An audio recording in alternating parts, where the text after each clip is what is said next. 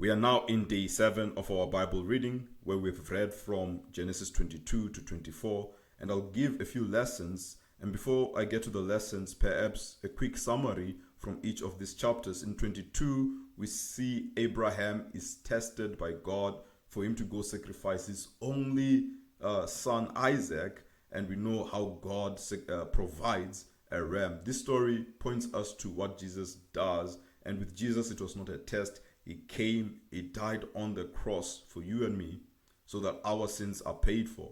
And then in chapter 23, we see the death of Sarah, and here Abraham wants to bury his wife Sarah, so he's negotiating with the people of this land, the Hittites, for him to be able to buy a piece of land and be able to bury his wife Sarah. And then in chapter 24, we now see Abraham sending his servant to find a wife for his son Isaac. So the entirety of the chapter is really about this servant on this journey to go and find Isaac a wife. He does find Rebecca, and the end of the chapter closes with Rebecca now being Isaac's wife. So now let's go into the few lessons that we can pick up from just some of the verses that I've highlighted today. So starting with verse 6, which I've highlighted, it says that, "And Abraham took the wood of the burnt offering and laid it on Isaac his son, and he took in his hand the fire and the knife, so they went both of them together." So here, what I really like about this verse is the fact that it really points us to what happened to Jesus, because Jesus also carried the wood upon his back. He carried the cross. He carried the cross. We know that he was assisted along the way because he was tired, but what we can clearly see is that Isaac, being a picture of Christ, Isaac is carrying the wood. Abraham took the wood of the burnt offering and he laid it on his son. So it's just an amazing picture which points us to Jesus, because even how Jesus died, Jesus had carried the wood. It was not him dying by stoning, it was him carrying the wood. And even here we're seeing how Isaac is carrying the wood, and there's a sense of this obedience to his own father, even though at this point in time Isaac was not yet told what's going to happen. And you can also see the faith of Abraham in verse 5, where he says to his young man, "Stay here with the donkey, I and the boy will go over there and worship and come again to you." So it's as if Abraham really believed that he's going to come back again with them, with his son Isaac. Is going to come back to his servants, and you can clearly see a sense of Abraham saying he's coming back with the boy. He's not coming back alone, right? And come back again to you, and that really points to the fact that Abraham really believed that he's going to come back with Isaac. He was not saying it without having the sense of faith, because this is the same God who promised that Isaac will bear him many descendants. And this is the same God who gave Isaac at his old age. So this shows that Abraham did in fact have faith that somehow God is going to save Isaac. Perhaps he believed that Isaac will rise from the dead. Perhaps he believed that God will provide. Whichever it is, Abraham had the faith that he's going to come back with Isaac, right? And then in this verse 6, we are really seeing once again the picture of Isaac is carrying the wood. And really, we can remember Christ as he carries the cross to Golgotha. Okay, so verse 8. Verse 8 is where Abraham is answering Isaac, because Isaac is asking, "My father, like, you have the fire and the wood, but where's the lamb for the burnt offering? Where's the lamb for the burnt offering?" Abraham said, "God will provide for himself the lamb for a burnt offering." And I believe that this is so prophetic, because God himself provided Jesus. It was God himself who provided the ultimate offering, that Jesus comes, he carries the sins of the world. He comes and becomes this offering that, it satisfies the wrath of God. It pays all sins. God himself was the one who provided. So I highlight this verse 8 as it speaks prophetically about how God himself, in other words, we cannot do it ourselves. We cannot provide the solution ourselves. And sometimes people want to work in their own strength, want to work in their own ideas that, okay, perhaps if we do this, we'll please the Lord. Perhaps if we offer him this way, we'll please the Lord. However, Abraham speaking so powerfully here is saying God himself will provide the solution. So Jesus is the solution that God himself provides. We are not saved by the solutions that we provide. We are saved by the solution that was provided by God himself. All right. So we see in verse 12, which I highlighted. And verse 12, if I had more time, I'll show how complex it is. It has some complexities inside it. Verse 12 says, this is now Abraham being stopped. In verse 11, it says, the angel of the Lord called to him from heaven and said, Abraham, Abraham, and said, here I am. And he said in verse 12, do not lay your hand on the boy or do anything to him. Okay, so there's an intervention. But there's this statement which is like, wait a minute. What do you mean? It says, for now I know. Okay, did you not know before? For now I know. And as we learn more about this, we see that faith without works is dead. And it is the works of our faith that God is able to say, for now I know. Seeing you have not withheld your son, your only son, from me. Me is God. So God is saying he knows, seeing that you did not withhold your son. Now I know. And I take this at face value. I take this at face value that as we obey God, as we act out our faith with action, not just by saying things, but by doing it. Mind you, the solution comes from God. He's the one who saves us. He's the one who sent his son to save us. The solution comes from God. We cannot save ourselves by our works. We are not saved by works. We are saved by grace through faith. But this faith is living faith. And God is able to say this statement, for now I know. For now I know. Based on what? Based on Abraham's obedience. And one thing which is quite interesting about this story is that there's actually Isaac's obedience as well. Isaac was not a small boy who was unable to resist his father. I mean, his father was a very old man. Isaac was probably in the prime of his age. He's able to carry the wood. He was probably physically stronger than his father Abraham, but he yielded and he allowed his father Abraham to slaughter him. In verse 10 it says that Abraham reached out his hand and took the knife to slaughter his son. So there's a sense where we can see Isaac's obedience as well, which points us once again to the picture of Christ, that Christ laid down his life. He says that you do not take my life, I lay it down. So one can see a sense of Isaac is also laying down his life by being obedient in this process. For now I know that you fear the Lord. Okay, the next verse, verse 17, it says, I will surely bless you, and I will surely multiply your offspring as the stars of heaven, and as the sand that is on the seashore. And your offspring shall possess the gate of his enemies. So I just really love this, that it's now coming out as an affirmation of the same blessing that was spoken over Abraham. And this blessing is being affirmed after his obedience. So we see how God incrementally or in different steps, he affirms what he has already said. Right? He affirms what he has already said. And here we're seeing how the Lord is declaring that he will surely bless Abraham. He will surely multiply him. He will surely multiply him. And verse 18 says, and your offspring, and in your offspring shall all the nations of the earth be blessed, because you have obeyed my voice. So there we have it. It says, because you have obeyed my voice.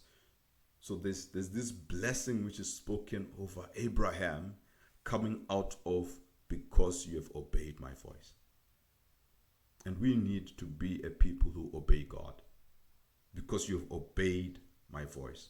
And this statement in verse 18 is quite powerful. It says that your offspring, in your offspring shall all the nations of the earth be blessed.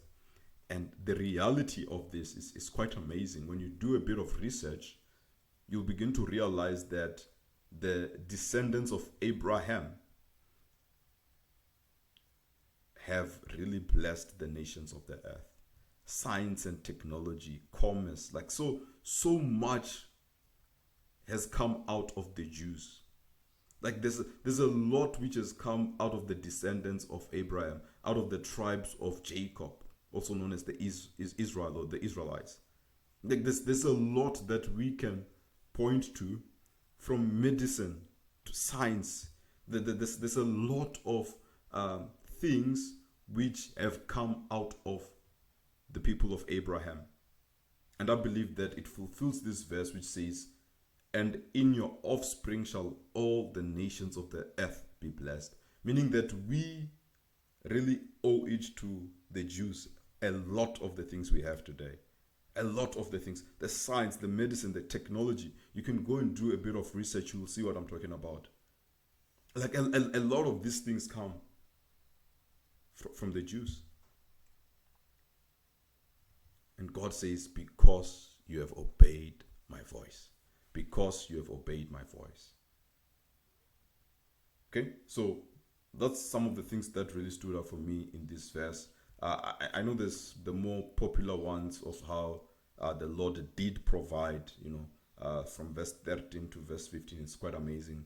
And Abraham lifted up his eyes and he looked, and behold, there was a ram. Meaning God provided. And Abraham calls this place, the Lord will provide.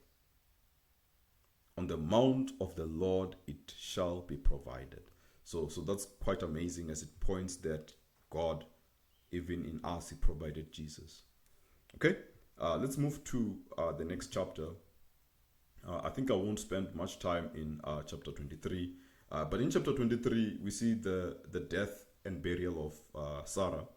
In verse 3 it says, and Abraham rose up before his dead and said to the Hittites. So there's a sense of, yes, there was a death. She was old. She was 127 years old. And Abraham wept and mourned for her. It's quite interesting that he would weep over the death, even though she was 127 years old. For him, she was still his wife. But what we see, which for me is an interesting thing, is that he mourned, he wept. But verse 3 says that, and he rose up before his death. Meaning there's a sense that even as we go through death and losing loved ones, we need to rise up and begin to take action. So we see how Abraham rose up before his death, before Sarah, and now he goes to the Hittites to speak to them about him getting a place to bury his dead out of his sight. So it's a very important point that as we go through laws, there'll be a point of mourning. We should mourn. Abraham wept for her. Imagine an old man weeping for an old woman. It was still a loss. But he rises up, meaning that we weep, but we should rise up and begin to plan and get the burial going. As this is just part of life, a painful part of life.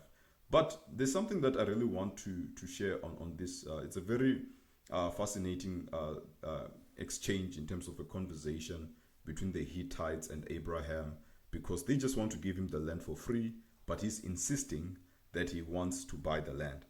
Verse 13 says, and he said to Ephron in the hearing of the people of the land, but if you will hear me, I give the price of the field, accept it from me, that I may bury my dead there. And there's the back and forth going on. They just want to honor him and give him the land for free, without him being the owner of the land. They just want to say, no, just choose the best grave spot, and bury your dead. But he did not just want to bury his wife, he wanted ownership of the land. Verse 17 says, so the field of Ephron in Machpelah, which was in the east of Mamre, the field with the cave that was in it, and all the trees that were in the field throughout its whole land was made over to Abraham as a possession. So it's describing not just the cave where he's going to do the burial, but all the trees in the field. Like there's a sense of throughout its whole area. There's a sense of that it was more than just the cave. There was something beyond it. And verse 20 says, the field and the cave that is in it. So there's a field, but this field had a cave. But the entire field were made over to Abraham as a property for a burying place by the Hittites. Meaning that Abraham, who was a sojourner or a foreigner in this land, finally has ownership of the land. So what I want to share is the fact that God had been prophesying or speaking over to Abraham all this time, saying that I'm giving you this land, this is your land, this is your land. But Abraham was still a foreigner since Genesis chapter 12. Since he left, it has been many, many years. He's never had a legal right to the land. He has always been a foreigner in this land. And yet it took the death of his wife. It took the death of someone for him to finally have ownership of the land. It took a death of his wife Sarah for him to finally have a legal title deed. And what I'm trying to show us is that, God, number one, can use even loss. Loss can lead to progress in life.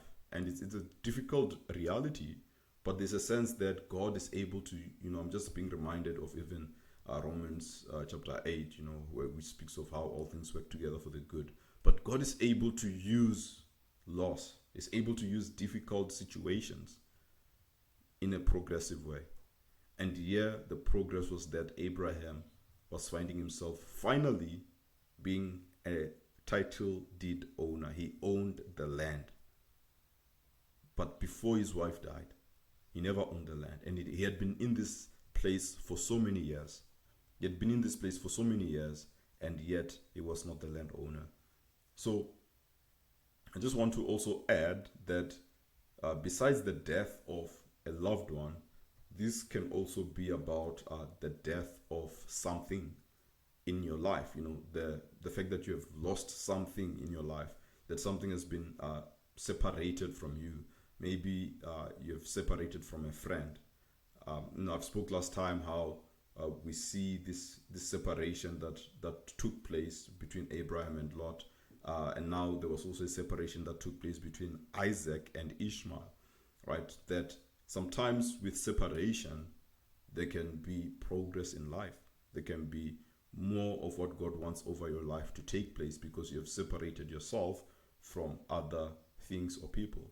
But in this case, what we're speaking about in the context is the fact that it was through the death of Sarah that Abraham now has ownership of the land, the legal ownership of the land, which shows us that God can really work even the situation of loss and mourning and death. He can work it out in a way which was progress. Abraham is finally a landowner. Now let's go to chapter 24, which is a beautiful story. I really love this story. It's so enjoyable. And this story is one example that makes the Bible long, because the Bible is long also because there's a lot of repetition that takes place. And what I mean by that is the story of the servant going through to finally meet up Rebecca was repeated to Rebecca's family when the servant was now in the house of Rebecca's family, in front of Laban, who's Rebecca's brother. And what's happening is he literally recounts the entire story and mentions it again. So how is Rebecca related to Abraham? Well, Abraham had a brother called Nahor, and Nahor had a son called Bethuel, meaning that Bethuel is Abraham's nephew. When Bethuel looks at Abraham, he says, this is my uncle, this is the brother to my father. And then Bethuel was the father of Rebekah, right? So that is the relationship between Abraham and Rebekah. So in a sense, um, Rebecca can say that Abraham is her grandfather, um, but it is really that she is the grandfather's brother, the brother being Nahor, because she's directly, uh, her direct grandfather is Nahor. Okay? And Abraham and Nahor are brothers, the sons of Terah. So that's the relationship there. And then what we're seeing in this story is some of the things which I really enjoy seeing is the sense that Abraham wants his son to be married to a person from their own family or kindred, right? And this really, we see this theme developing throughout, where the Israelites, when they come back from Egypt into the promised land, they are told not to marry the people, the Canaanites, the people of this land. And we're seeing it is starting right here with Abraham, who is saying that, no, I do not want my son to marry the people, the Canaanites, verse 3. It says that you promise that you will not take for my son the daughters of the Canaanites, right? So he wanted to go back to his own country, meaning he's keeping it internal. And we can really see that even for us, how we need to marry Christians. We need to marry believers, to not be unequally yoked. We do not want to marry from outside or partnering with unbelievers, right? So there's that theme which continues through and through in the entire Old Testament, because marriage is a key thing, because it creates different sorts of relationships. We saw how it was marriage that led to the fall of the kingdom of Israel, as Solomon was married to all of these women, most of whom were not even part of God's Israelites. They were from other nations, but then it caused him to begin to want to entertain his wives, and that led to him sinning before the Lord. So marriage is very important. And here we see how that's what Abraham desired to happen for his son. And in verse 6, which I've highlighted, it says, and Abraham said to him, speaking to the servant, see to it that you do not take my son back there. So I find it very fascinating that he wants a wife from back there, but he doesn't want his son to go back there. Why? Because this land that they are in, he's not to take away from this land, but this land is his. So this just quite interesting stuff where you have the land. God is promising you the land, but just not the people. And again, it really speaks to the wisdom of separation, because sometimes we want to have everything that comes with the land. We want to just take everything with us, but actually we need to be clear what God is giving us and be able to separate things. And Abraham did not want his son to go back there. Why? Because this land is the land of his possession. This land is the land that God is giving to him. And why is he then leaving the land that God is giving to him? And I really like to think of this land as a picture of our salvation, that as we come into a salvation, like if you just imagine salvation to be land, and we are in this relationship with God, we need to be here. We do not want to go back there. When you come to the Lord, you do not go back. You stay. We remain here. So Abraham says, see to it that you do not take my son back there.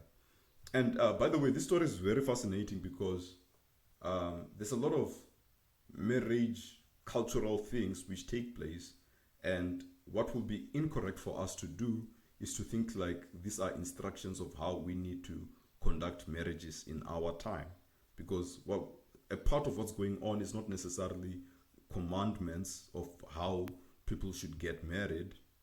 It is just the culture of their day, culture of their time.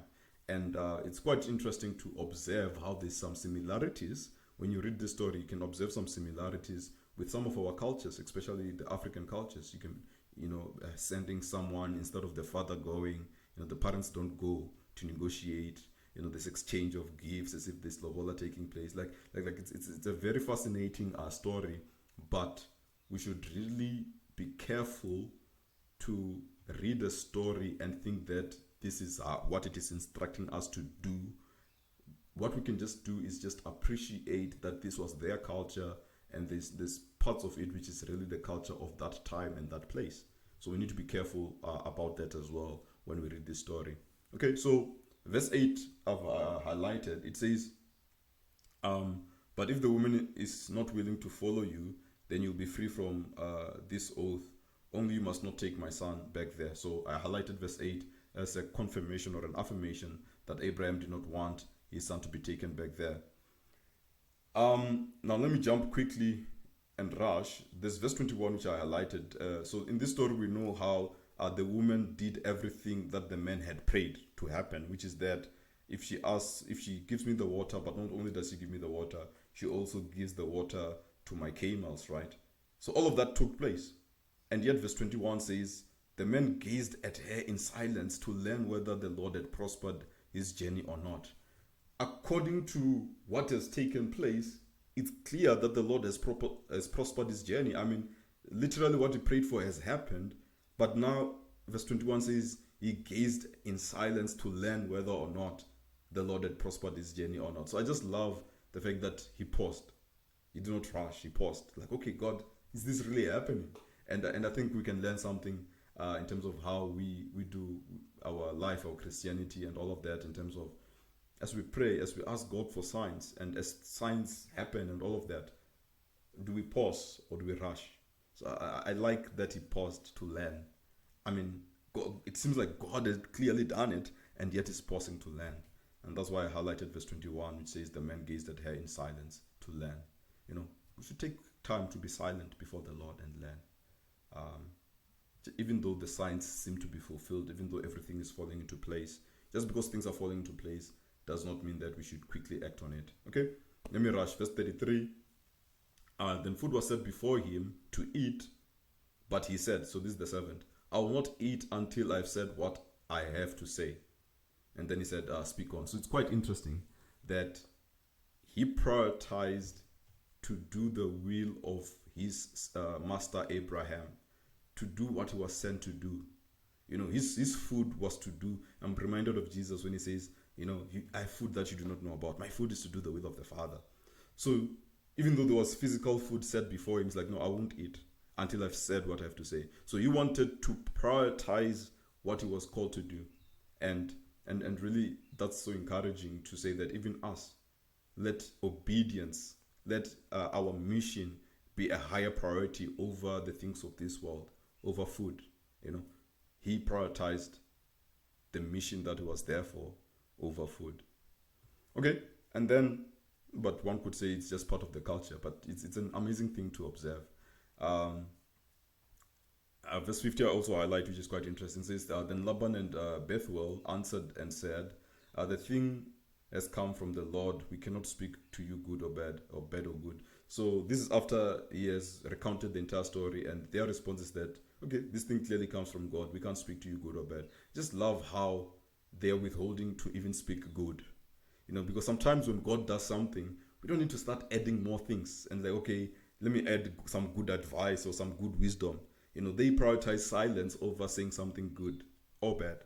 But the fact that both good or and bad, they're not saying it's just amazing that they're just saying, God, let your will be done. We do not want to add more things. Just let your will be done. Okay, and then the last verse I've highlighted is verse 56.